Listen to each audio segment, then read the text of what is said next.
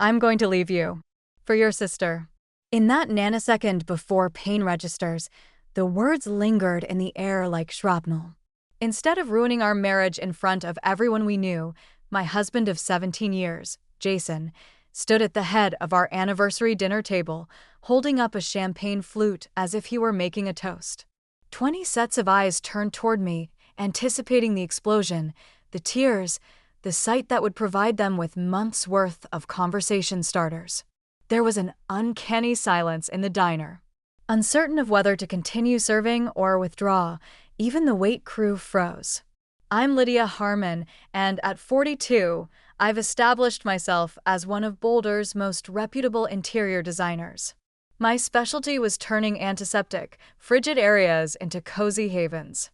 I didn't miss the irony that it wasn't until now that I realized how empty my own house was becoming. I appreciate your candor, I murmured, maintaining my composure in spite of the internal earthquake. I grabbed a big manila folder from my handbag and placed it purposefully on the white tablecloth before him. Timing is everything, isn't it? Jason looked down at the folder, his arrogant demeanor wavering. His voice became less confident in its theatrical quality when he inquired, "What's this?" "Open it," I said, getting up from my chair. I adjusted my dark blue dress, which I had bought especially for this evening, and turned to face our astonished family and friends seated around the table. My sister Vanessa sat among them, her eyes unable to see mine, her face devoid of color. "Enjoy the rest of your meal, please," I said. "The bill has been settled," and then I gave Jason one final look. "I believe you'll find everything in order." With my back straight and my eyes forward, I moved away, echoing the click of my heels on the marble floor. The rustling of papers behind me was followed by Jason's strained voice. I didn't turn around. I finally let myself take a deep breath as I stepped outdoors and felt the cool night air on my face. At the valet station, my vehicle was waiting. I saw myself in the rearview mirror as I got into the driver's seat. For someone whose life had just fallen apart, I appeared amazingly collected. However, since I discovered the first message from Vanessa on Jason's phone, I had had 3 months to be ready for this moment. They were both unaware that Vanessa wasn't the only person who had betrayed him. And I had proof of everything: the money he had embezzled from our accounts, the property he had attempted to transfer to his name alone, the affairs, and, most damning of all, the scheme they had devised to get me to leave my own firm. I gave myself a little smile as I backed away from the curb. The game has only barely started.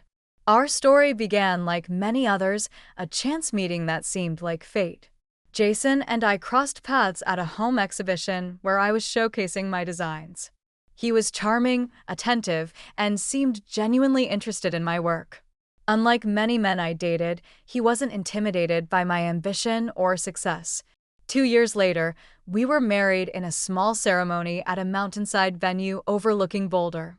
Vanessa stood beside me as my maid of honor, 7 years my junior, but always my closest confidant. "You found the perfect one," she whispered as she helped adjust my veil. And I'd believed her. The first decade was everything I'd hoped for.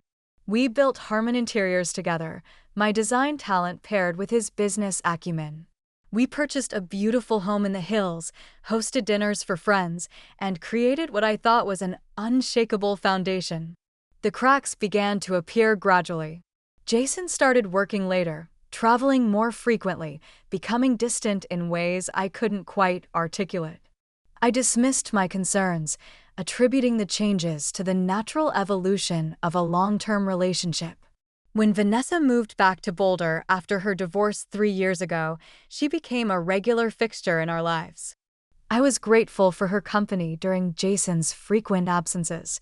"He's just focused on growing the business," she'd assure me when I confided my worries. Men get caught up in their work. You know how they are. I threw myself into my designs, creating spaces for others while my own home grew colder. It wasn't until I overheard a whispered phone conversation that the first real suspicion took root. "She doesn't suspect anything," Jason had said, his voice low. "Just stick to the plan." When I confronted him, he laughed it off as a surprise he was planning for our anniversary. I wanted to believe him. The alternative was too painful to consider. Then came the unexplained charges on our business credit card, weekend trips when he was supposedly at conferences, and most tellingly, the growing closeness between him and Vanessa. Lingering hugs. Inside jokes. The way they'd stop talking when I entered a room. Still, I waited for concrete proof. It came in the form of a misdirected text message 3 months ago. "Miss you already. Can't wait until she's out of the picture." The message was meant for Jason, but sent to our shared iPad instead of his phone. The sender was Vanessa. That night, after Jason fell asleep, I slipped out of bed and made a call to Patricia Donovan, the most ruthless divorce attorney in Colorado. The next morning, I hired a private investigator. Gather everything Patricia had advised. Bank statements, property deeds, text messages, photographs. Leave no stone unturned. And so I began building my case, piece by devastating piece. The discoveries came in waves, each more devastating than the last. The private investigator, Theo Bear, delivered weekly reports with clinical detachment, unaware that each photograph and transcript was another knife to my heart. The first revelation was expected but painful nonetheless. Photographs of Jason and Vanessa entering a hotel together, emerging hours later looking disheveled and pleased with themselves. Text message records showed they'd been carrying on for nearly a year, their betrayal meticulously planned around my business trips and client meetings. Standard affair protocol, Theo had said, sliding the photos across his desk. But there's more. The second wave hit harder. Financial documents showed Jason had been systematically moving money from our joint accounts to a separate one in his name only. Small amounts at first, then larger sums as he grew bolder. In total, he'd diverted nearly $300,000, money we'd earned together building Harmon Interiors. "He's preparing to leave you financially compromised," Patricia explained when I showed her the records. "This is premeditated. We can use that." But the third discovery was what truly shattered whatever lingering affection I still held for the man I'd married. Theo uncovered evidence of another woman, neither me nor Vanessa, with whom Jason had been involved for at least 6 months. Her name was Olivia Winters, a client whose home we had redesigned last year. The photos of them together were intimate, unmistakable in their meaning. "Your husband's been busy," Theo remarked, his expression softening for the first time since I'd hired him. "I'm sorry, Miss Harmon." The final piece came just 2 weeks before our anniversary. Legal documents obtained through Theo's connections showed Jason had attempted to transfer ownership of our mountain property, a vacation home we'd purchased with my inheritance money, solely to his name. The transfer had been flagged and temporarily halted by the county clerk due to missing signatures. "He's planning to clean you out," Patricia said bluntly during our last meeting. But we've caught him in time. Together, we formulated a plan. I quietly separated our business accounts, changed the property deeds, and prepared legal documents for the dissolution of our partnership, both marital and professional. Patricia suggested I wait until after Jason made his move, whatever it might be. "Let him reveal his hand first," she advised. "It will strengthen our position." I never imagined he would choose our anniversary dinner for his grand announcement, surrounded by friends and family who had been part of our lives for years. In retrospect, I should have anticipated his flair for dramatic timing. Jason always did have a performer's instinct. What he didn't count on was my preparation. Every betrayal, every lie, every scheme, all documented and organized in the folder I'd left for him to discover in front of the very people whose approval he craved. As I drove home from the restaurant, my phone began buzzing with messages and calls. I ignored them all. Instead, I focused on the road ahead, on the home that would remain mine, on the company I had built and would now run alone. Tomorrow would bring chaos. Tonight, I would allow myself to grieve for what was lost and prepare for what was to come. I slept surprisingly well that night, as though laying down my burden of secrets had lifted a physical weight. The morning sun streamed through the bedroom windows I had specifically positioned to catch the dawn light, and for a moment, I allowed myself to simply breathe. The illusion of peace shattered when my phone rang. Jason's name flashed on the screen, the first of what had now become 27 missed calls since I'd left the restaurant. I silenced it again and made coffee, taking my time. Control of the narrative was my only advantage now, and I intended to maintain it. At precisely 9 a.m., I called Patricia. "It's done," I said when she answered. "He made his announcement last night. I left him the folder." "Perfect," she replied. "I've already filed the divorce petition. He should be served within the hour." As if on cue, the doorbell rang. Through the security camera, I could see Jason standing on our porch, looking disheveled and frantic. His normally perfectly coiffed hair was sticking up at odd angles, and he wore the same clothes from last night. "He's here," I told Patricia. "Should I let him in?" "Your choice," she said. "Remember, everything can be used in court. Record any conversation." I opened the door but blocked the entrance. Jason looked worse up close, eyes bloodshot, face ashen. "Lydia," he began, his voice cracking. "We need to talk. This isn't what it looks like." "Which part?" I asked calmly. "The affair with my sister?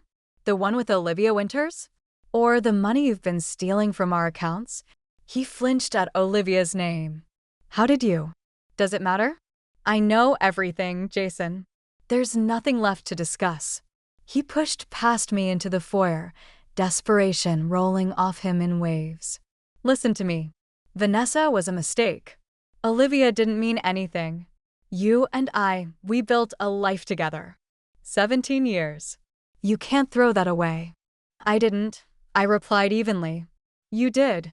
Last night. In front of everyone we know." I was angry. "You've been distant. Focused on work." "Don't you dare." I cut him off, my composure finally cracking. "Don't you dare try to blame me for your choices." Jason ran his hands through his hair, pacing our entryway like a trapped animal. "What do you want? Money? I'll transfer everything back. The mountain house, it's yours. Just call off the dogs." "The dogs?" I repeated. "Your attorney already called me this morning. Dissolution of business partnership. Property settlements. You're trying to destroy me." I laughed then, a sharp sound that seemed to startle us both. "That's rich. Coming from the man who tried to transfer my inheritance property to his name alone." The doorbell rang again. This time, it was a professional-looking woman holding legal documents. "Jason Harmon?" she asked, peering past me. "That's him," I confirmed, stepping aside. "You've been served," she stated, handing him the envelope before promptly leaving. Jason stared at the papers, then at me, realization dawning on his face. "You planned this. You knew before last night." 3 months, I admitted. "Not as long as you've been planning with Vanessa. But I work efficiently." His face darkened. "Vanessa doesn't know about any of this. About Olivia, the money, none of it." "I'm aware," I said. "She thinks you're leaving me just for her. How special she must feel." "She loves me," he said defensively. "And Olivia? Does she love you too? Does she know she's the other woman?" Jason's phone chimed with a text. He glanced at it, and what little color remained drained from his face. "What have you done?" he whispered. "I haven't done anything yet," I replied. But Theo Weber, my very thorough private investigator, might have accidentally sent some photos to Vanessa this morning. Technology can be so unpredictable. The sound of screeching tires outside told me the next act of our drama was about to begin. Vanessa burst through the front door without knocking, her face contorted with rage and heartbreak. She'd clearly dressed in haste, mismatched shoes, inside-out sweater, hair pulled back in a messy ponytail. In her hand, she clutched her phone like a weapon. "You bastard," she spat at Jason, ignoring me completely. "Who the hell is Olivia?"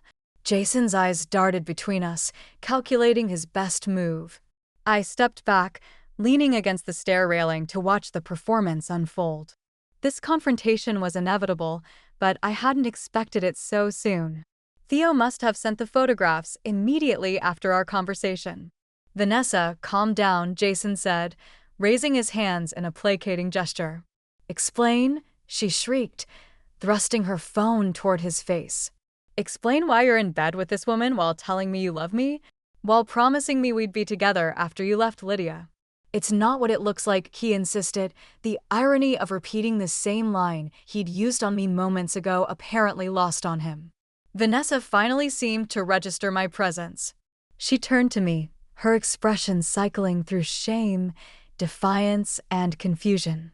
You knew, she asked, her voice smaller now. About you and Jason? Yes. About Olivia also? Yes. I kept my tone neutral. Clinical, even. About the money he's been stealing from our business? The property he tried to claim for himself? And the plans you two made to push me out of my own company? All of it. Vanessa blanched. We didn't, she turned back to Jason. What is she talking about? Jason shot me a venomous look. Don't listen to her. She's trying to turn us against each other. I walked to the sideboard in our dining room and returned with copies of the documents I'd compiled.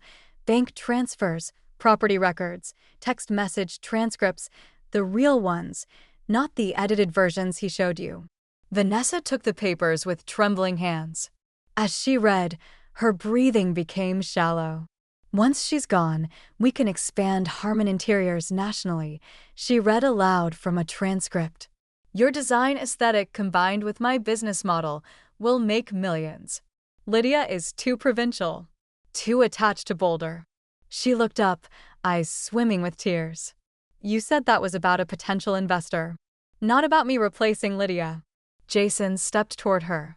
Baby, you don't understand. Don't baby me. Vanessa snapped, recoiling from his touch. And the money? You said you were saving for us to start over. I was. Jason insisted. Everything I did was for our future. Even Olivia? I interjected quietly. Vanessa flipped through the photographs, each one delivering a fresh blow. 3 weeks ago, she murmured, examining a timestamp. You said you were in Denver meeting suppliers. She doesn't mean anything, Jason pleaded. It was just physical. Like I was just physical in the beginning? Vanessa asked, her voice hollow. Before you convinced me we were in love?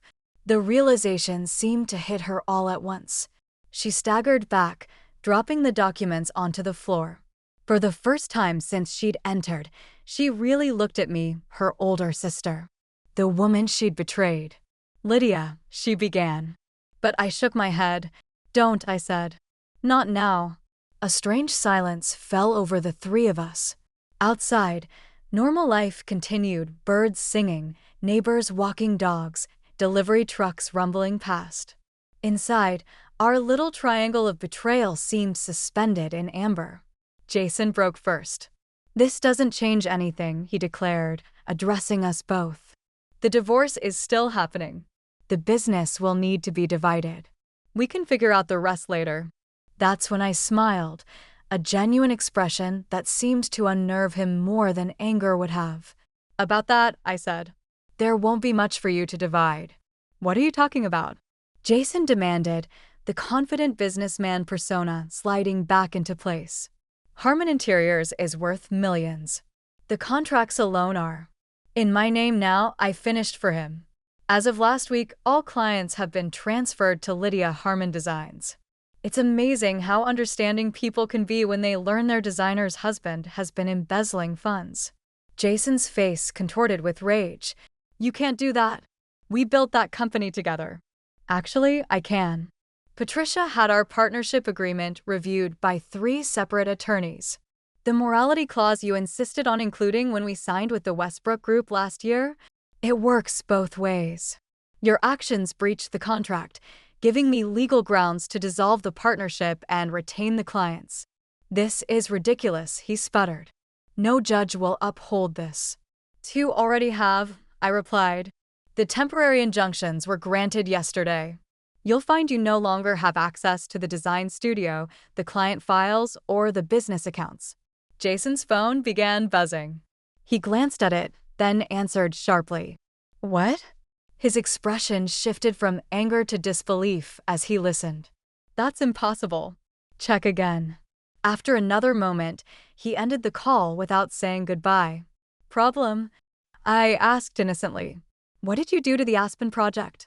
He demanded. That client just pulled out of a $2 million contract. I didn't do anything. Apparently, the Thorntons don't appreciate learning that their designer's husband is sleeping with Mrs. Thornton's sister. Awkward coincidence, isn't it? Olivia should have mentioned her family connections. Vanessa had been watching our exchange like a tennis match, her gaze bouncing between us.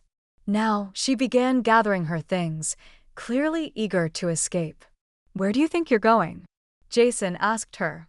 Home, she replied, not meeting his eyes. This is between you two now. Don't be naive, he snapped. You're as involved as I am. Your text messages, your plans for the company, you're not innocent in this. Vanessa flinched. I never planned to hurt Lydia financially. You said we'd offer her a fair buyout. And you believed him? I asked, genuinely curious. After watching him betray his wife of 17 years? She had no answer for that. For what it's worth, I continued, I've instructed Patricia not to name you in the divorce proceedings. Your relationship with Jason is your business now. Vanessa looked at me in surprise. Why would you do that? Because public scandal would hurt our parents. And they've done nothing wrong. And because, I added, I suspect you'll suffer plenty without my help. Jason scoffed. Always the martyr. No, I corrected him. Always the pragmatist. The story is already circulating.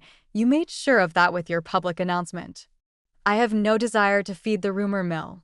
I simply want what's mine and for both of you to disappear from my life. Jason's phone buzzed again with another call, which he ignored. This isn't over, he threatened. I'll fight you on every front. You're welcome to try, I said. But before you do, you might want to speak with the Department of Financial Services. They're quite interested in those unauthorized transfers from our business accounts. The color drained from his face. You reported me? No, I said. Your assistant, Gretchen, did. After finding the discrepancies during the quarterly audit. Apparently, she has ethical standards. Who knew? Vanessa reached the door first, pausing with her hand on the knob. I never thought it would end like this, she said to no one in particular. It hasn't ended yet, I replied. But it will. Soon enough. As they both left separately and in opposite directions, I felt a strange sense of emptiness where rage should have been. The confrontation I'd anticipated for months had finally happened, but victory tasted different than I had imagined. The weeks following the confrontation passed in a blur of legal meetings, client reassurances, and quiet evenings alone in the house that now felt both emptier and more mine than ever before. Jason had moved into a downtown apartment, reportedly alone. Vanessa had returned to Phoenix, according to our mother's tearful phone call. She won't tell me what happened, Mom had said, only that she made a terrible mistake. Some mistakes can't be undone, I'd replied, unwilling to elaborate further.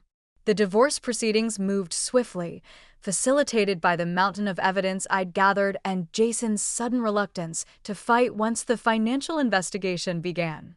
The Department of Financial Services had frozen several of his accounts pending their findings, leaving him with limited resources to mount a legal challenge. On a crisp fall morning, I met with Patricia in her office to review the final settlement offer.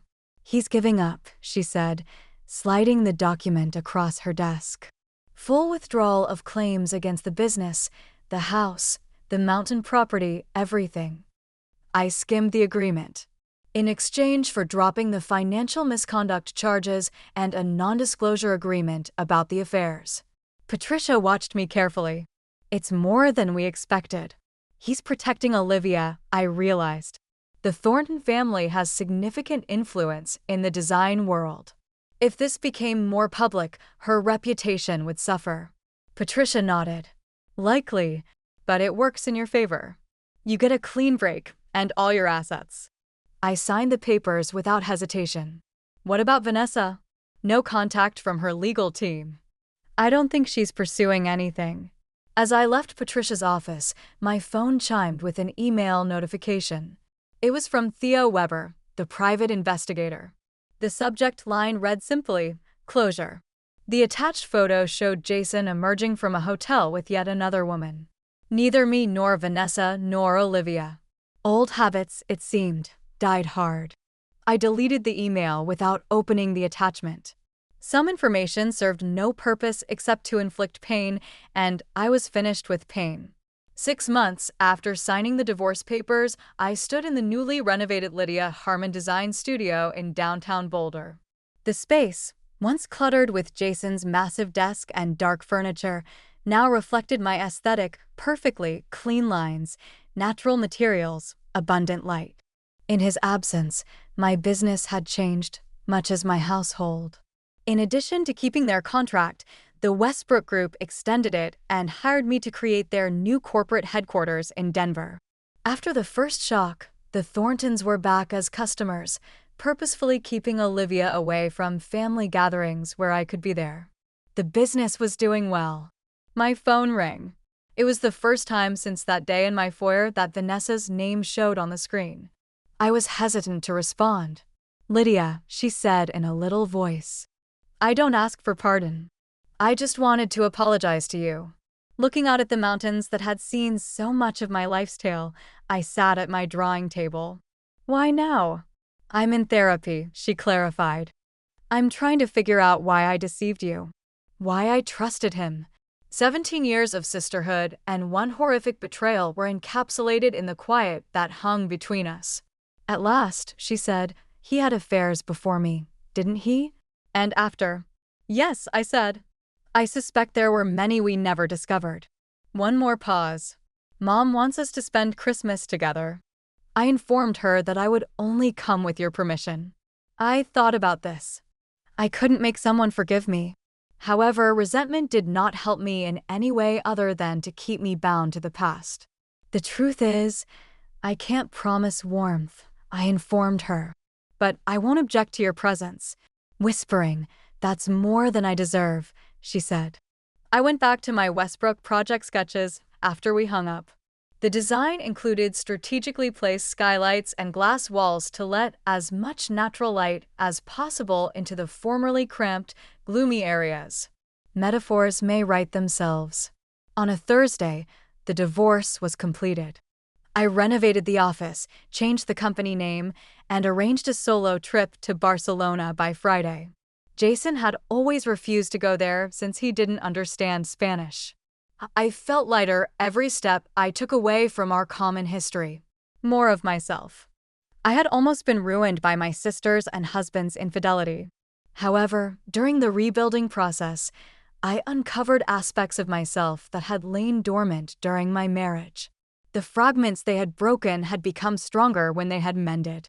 For my own sake, not theirs, I had reconciled with both betrayers. Instead of destroying, they had risen from the ashes they had produced, entire and undiminished, as retribution. They had anticipated my collapse. I had reconstructed an empire instead. Destroying them was not the ultimate triumph.